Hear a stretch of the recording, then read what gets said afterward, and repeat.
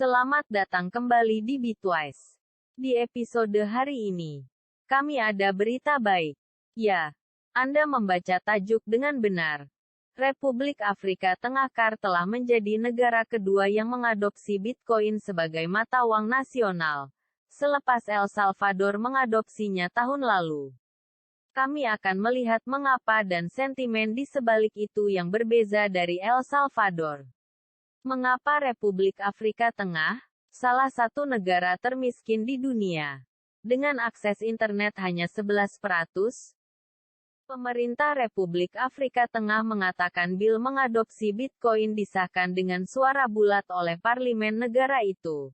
Laporan Reuters dan BBC. Kami akan meninggalkan tautan jika Anda tertarik di bawah deskripsi. Meskipun mantan Perdana Menteri Republik Afrika Tengah Martin Ziguel mengeluh bahwa bil itu disetujui oleh proklamasi. Presiden Republik Afrika Tengah Faustin Archange Touadera mengatakan langkah itu akan memperbaiki keadaan warga Afrika Tengah dan membesarkan sebagai negara paling berani dan paling berwawasan di dunia. Dia menyebutnya sebagai langkah yang penting untuk membuka peluang baru. Namun, penganalisis geopolitik dan pakar keuangan bingung tentang motivasi langkah tersebut. Republik Afrika Tengah adalah negara yang terkurung daratan yang kaya dengan sumber seperti berlian, emas dan uranium tetapi tetap menjadi salah satu negara termiskin di dunia. Ini telah diparah oleh perang saudara sejak 2012.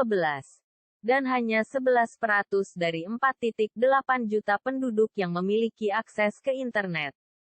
Ini adalah salah satu dari 6 negara di Afrika yang menggunakan franc CFA Afrika Tengah sebagai mata uangnya.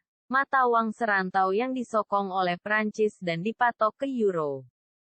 Beberapa orang berpendapat bahwa adopsi Bitcoin oleh Republik Afrika Tengah adalah upaya untuk melemahkan franc CFA dan menawarkan teguran kepada bekas kekuatan kolonial negara itu, Prancis.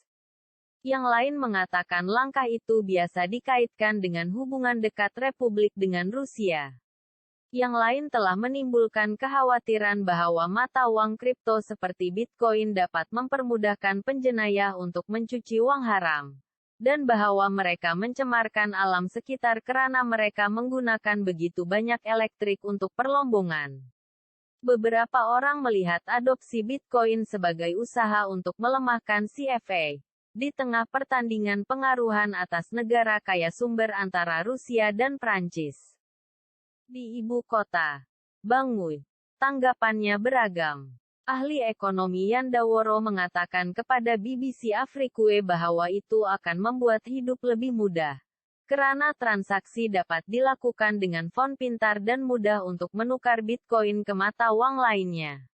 Ahli perniagaan tidak lagi harus berjalan dengan bak penuh franc CFA yang harus ditukar ke AS dolar atau mata uang lainnya untuk melakukan pembelian di luar negeri, katanya. Dia juga berpendapat bahwa CFA tidak bawa kebaikan untuk Afrika. Ada seruan yang berkembang di beberapa negara agar mata uang itu dijatuhkan oleh mereka yang melihatnya sebagai peninggalan era kolonial, yang memungkinkan Prancis untuk terus melakukan kawalan ekonomi. Namun, pakar komputer Sydney Tikaya mengatakan dia pikir adopsi mata uang kripto itu belum tiba waktunya dan tidak bertanggung jawab. Akses internet masih terbelakang di negara ini sementara Bitcoin sepenuhnya bergantung pada internet, katanya. Menambahkan bahwa Republik Afrika Tengah memiliki masalah yang lebih mendesak seperti keselamatan, pendidikan, dan air minuman bersih. Pemerintah Afrika telah mengambil pendekatan yang berbeza untuk mengawal selia mata uang kripto dan teknologi blockchain. Bank Sentral Nigeria melarang bank lokal berurusan dengan mata uang kripto tahun lalu sebelum melancarkan mata uang digitalnya sendiri, Naira. Pengawal selia Afrika Selatan telah meneroka potensi regulasi mata uang kripto dan teknologi blockchain lainnya. Dan Bank Sentral Tanzania mengatakan tahun lalu sedang mengerjakan arahan presiden untuk mempersiapkan mata uang kripto.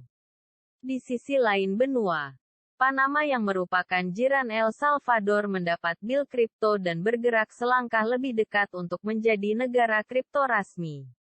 Kami akan memiliki episode untuk membahas ini bila menjadi rasmi. Satu hal yang pasti, banyak pemerintah telah mengambil pendekatan yang berbeza terhadap kawal selia mata uang kripto, teknologi blockchain ataupun CBDC. Hanya masa sahaja yang akan memberitahu bagaimana masa depan kripto akan terungkap. Tetapi tentu saja ini adalah waktu yang mengujakan. Web 3.0 evolusi internet generasi ketiga. Kami memiliki beberapa video mengenai CBDC jika Anda tertarik untuk mengetahui lebih lanjut. Lihat cut kanan atas. Sampai episode berikutnya. Tolong sokong kami dengan berlangganan, suka dan kongsi. Terima kasih.